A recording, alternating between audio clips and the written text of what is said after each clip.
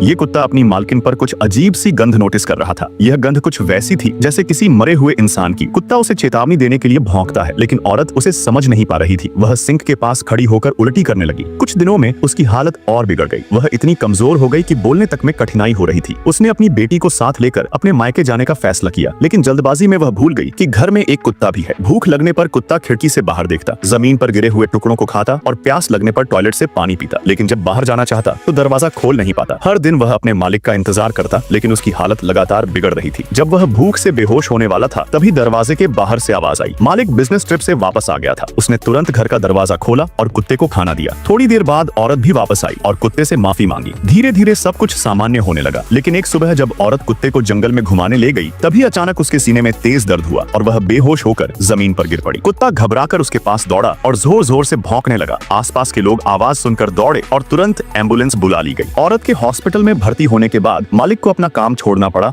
और बेटी की देखभाल की जिम्मेदारी उठानी पड़ी। शुरू में बहुत गलतियां हुई, लेकिन धीरे धीरे उसने अपनी बेटी की जरूरतों का ध्यान रखना सीख लिया। कुछ महीनों बाद ऑपरेशन सफल रहा और औरत अपने माता पिता के घर वापस आई। अब उसने अपने लंबे सुनहरे बाल काट दिए थे और उसका चेहरा पहले से ज्यादा सुस्त हो गया था। कुत्ता हर वक्त उसकी देखभाल में लगा रहता, चाहे वह खुद कितना ही थका हो। वह नींद को नजरअंदाज कर उसकी सुरक्षा में जुटा रहता, लेकिन डॉक्टरों की पूरी कोशिश के बावजूद कैंसर का फैलाव नहीं रोका जा सका। उस रात कुत्ता चुपचाप एक कोने में बैठा अपनी मालकिन को देख रहा था। औरत ने मुस्कुराते हुए उससे कहा, अब मुझे मौत से डर नहीं लगता। आने वाले दिनों में तुम अपनी छोटी बहन का ध्यान रखना। कुत्ता धीरे धीरे उसके करीब गया और उसके हाथ को सूंघने लगा। उसे महसूस हो रहा था कि यह उसकी मालकिन का आखिरी अलविदा है। अगली सुबह औरत हमेशा के लिए सो गई। मालिक और कुत्ता गहरी उदासी में डूब गए। फिर भी वह हर दिन उसकी बेटी के पास रहता, जैसे कि उसने अपनी मालकिन से किया हुआ वादा निभाने की ठानी हो। वैसे क्या आपने कभी अपने पालतू जानवर की ऐसी वफादारी देखी है? वीडियो को लाइक करके अपनी राय नीचे कमेंट में जरूर बताएं।